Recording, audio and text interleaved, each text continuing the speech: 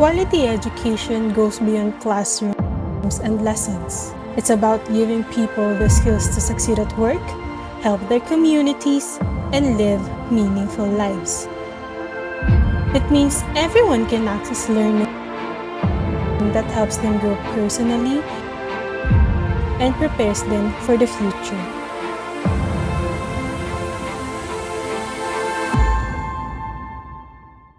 Most attempts to define quality in education revolve around two main principles. According to UNESCO in 2004, the first principle identifies the primary objective of education systems as the cognitive development of learners, and the degree of success in achieving this objective serves as an indicator of its quality. The second principle emphasizes the role of education in fostering values and attitudes necessary for responsible citizenship, as well as nurturing creative and emotional growth. However, assessing and comparing the achievement of these objectives across different countries is more challenging. Despite the Philippines being a middle-income country with ample resources to support children's education, many Filipino children still lack learning opportunities. Concerns arise from the number of children accessing education, the quality of education provided, and the conditions of their learning environments. According to UNICEF in 2016, only half of children ages 3 to 4 are enrolled in daycare, and merely 78% complete basic education. According to the World Bank, learning poverty in the Philippines refers to the inability of children to read and comprehend short, age-appropriate text by the age of 10, corresponding to grades 4 and 5 in the country's K-12 system.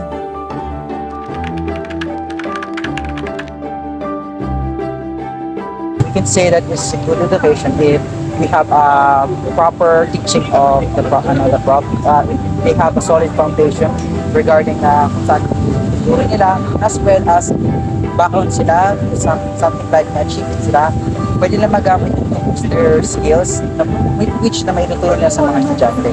Another thing is the campus background.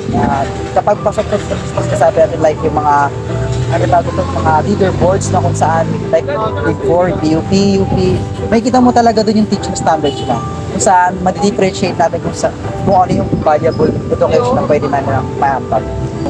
Sa moral behavior ng isang tao, nakaka-apekto ito sa komunidad na kunyari, dito na lang malalaman natin yung kunyari sa school nagpapatupad ng rules. Isa na doon yung garbage in, garbage out, pinapatupad. Natuto tayo at the same time na-enjoy po natin yung learning po na nakukuha or na-adapt natin sa learning na nakukuha po natin. And hindi ko po masasabi na sapat po yung edukasyon kasi for me po, as long as na bubuhay po tayo, we need to strive for knowledge po by experience or anything sa education po.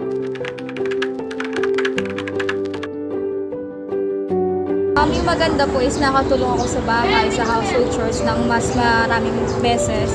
And yung hindi naman po maganda is yung distraction sa paligid. Wala na. Hindi mo ba napapabayaan yung pag-aaral mo kung ginagawa mo yung mga gawaing bahay? Hindi naman po. Nabalance ko naman po ng time na yun.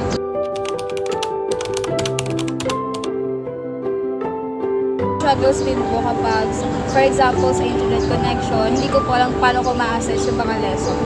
But sa time management and then sa mga paraan po na, yung mga tulong din from other people, na-survive ko naman yung online class ng pandemic.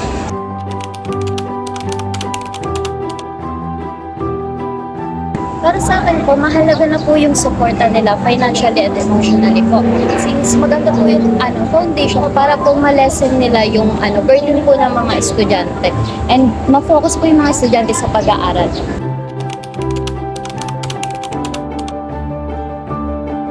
Matuto po tayo mag-respeto sa kapwa natin and nalalaman din po natin yung mga tama at maling desisyon na ginagawa natin. And sa tingin po, mas mahalaga bigyan po siya ng attention pa. So, since nag-aaral ka, ano yung mga magagandang asal na tinuturo sa'yo ni teacher sa school? Na naiuwi mo sa inyong tahanan o kahit sa labas? ang tinuturoan ka magbasa. Bukod doon, ano yung tinuturo sa yung mga magbuting asal? Mabuting gawain. Na tinuturo ni teacher? Susulat. Bukod pa doon, sa magbasa. Tinuturuan ka ba nila, teacher, na gumamit ng po at opo? Yun, ayun yung tinuturo sa'yo ni teacher. Yung po at opo nagagamit mo ba sa bahay? Kila mama at papa mo? Saan mo ba ginagamit yung po at opo? Kapag may? Kapag matanda. Okay. Very good. Nagagamit mo ba siya araw-araw yung magagandang asal na tinuturo ni teacher?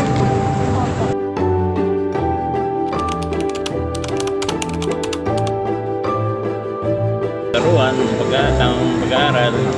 Tapos kung hindi natin alam yung kasagutan, di mag-search tayo ng tamang sagot para maturuan sila ng tamang sagot din. Hindi tayo magkakahaka ng mga sagot na hindi naman natin alam ang tamang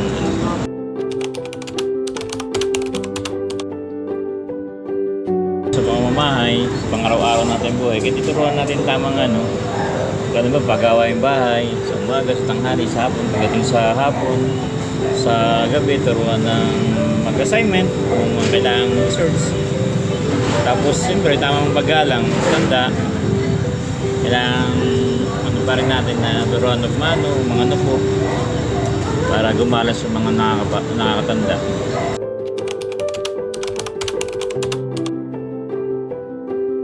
Pa rin nasa kompromiso sa magulang yun eh. Kahit marami nakapanood sa social media mga bata, kailangan pa rin turuan sila ng tamang Tamang paggabay po. Hindi man natin 24/7 nakikita, pero at least sa turuan natin.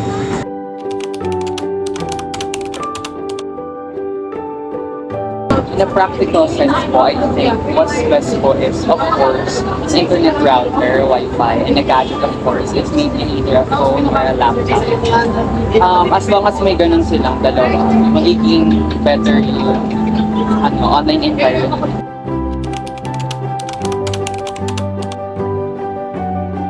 Nakakaaan lamang po ay yung DepEd ay nagbigay ng free tablets po sa ating mga STEM students para mas maging easy ang kanilang pag-aaral. I think mas maganda po na ipagpatuloy po nila yung ganitong process.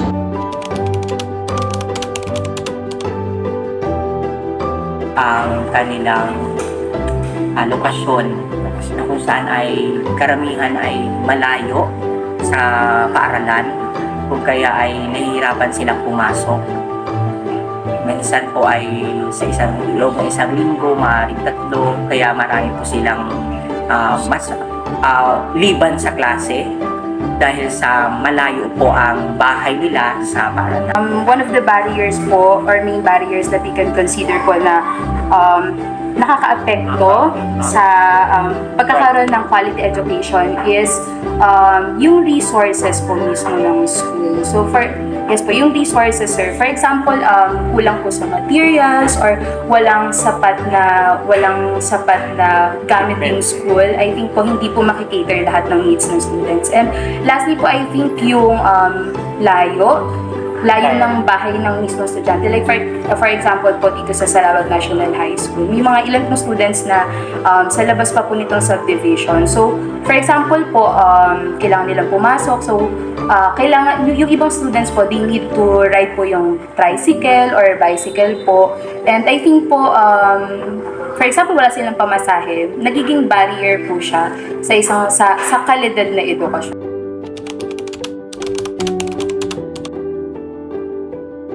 Noon pa man tayo, sa panahon ko, ang edukasyon po talaga ay isang pundasyon na kung saan ay walang sino man ang makanakaw nito dahil ang edukasyon po ang nagiging daan para makamit ang ating mga pangarap. Kaya para sa mga kabataan ay ang edukasyon po ang siyang kayamanan na walang sino man na makuha nito sapagkat ito ang magiging daan para maging matagumpay at makamit ang minimithi sa buhay.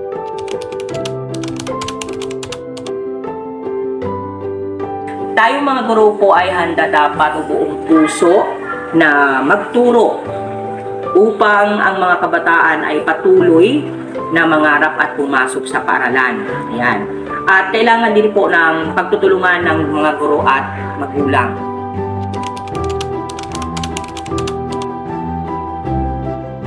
po ito sinasabi na it takes a village to educate a child. So hindi lang po siya yung teacher lang ng teacher. It always starts sa family. Parang we can blame the school po kapag parang hindi lahat ng values ay hindi nakikita sa bata. It always starts po sa bahay. So I think po magkakaroon po ng positive impact kapag sa bahay pa lang established na yung bata. Kumbaga meron na siyang sense of parang awareness sa paligid niya. So I think po it is connected naman po na kung ano yung ginagawa niya sa bahay. Yun din po yung magiging gagawin niya sa loob po ng classroom. Ayun po yun sa mga schools officials din po. I think they also play an important role po sa mga students since kaagapay po sila. Yun nga po katulad na sabi ko kanina, it takes a village to educate a child. World Bank estimates that as many as 91% of children in the Philippines at a late primary age struggle with reading proficiency. This places the Philippines among the countries with the highest rates of learning poverty in the East Asia and Pacific region, despite being classified as a lower middle income economy. Findings from a recent World Bank report focusing on the East Asia and Pacific region highlight significant challenges in the Philippine education system. The report identifies that teachers in the Philippines employ some of the least effective teaching methods in Southeast Asia, and efforts to enhance teacher training programs have not adequately improved their mastery of content. The report further notes that classroom observations reveal widespread use of ineffective or weak teaching practices, which contribute to the poorer learning outcomes of students.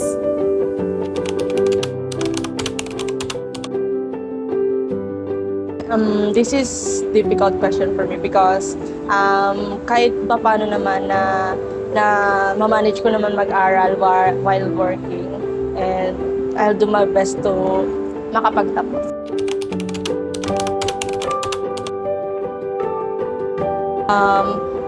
Binabalanse ko yung work ko tsaka yung school ko. Pag umaga naman, sinasabi ko dun sa manager or team supervisor namin na I have school ng ganitong oras, ganitong matatapos. Then binibigyan nila ako ng schedule if wala akong pasok after that.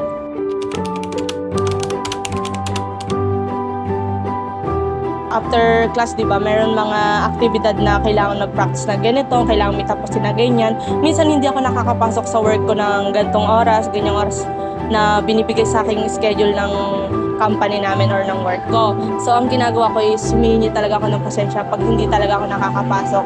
Kasi nga, mas kailangan kong unahin yung pag-aaral ko kaysa pagtatrabaho kasi mas kailangan kong mag-aaral. Pero and at the same time, pag kaya naman ng oras, pagka kunwari late ako, nanghihingi ako ng pasensya, tapos pumapasok pa rin ako kahit late na.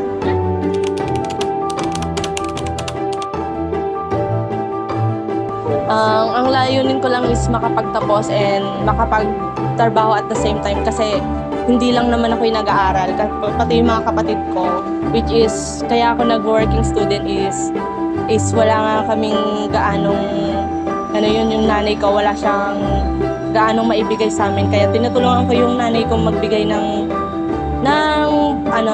other na magsusupport sa amin. So tinake ko yung risk na mag-aral while working. Kaya naman siya. Ang ginagawa ko lang inspirasyon is yung mga kapatid ko. Tanong ko lang, panganay ka ba sa inyo? Sa amin tatlong magkakapatid. Oo, kasi yung tatlong kuya ko nag-asawa na. Kaya ako na yung parang tumatay yung panganay sa amin.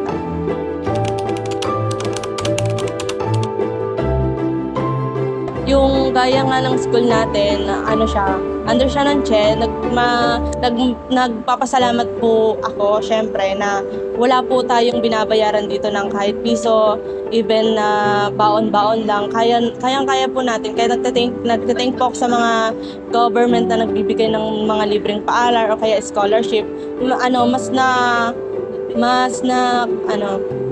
Mas natutulungan nila yung mga bata at mas na i-inspire yung mga bata na mag-aral kasi nga po libre lang.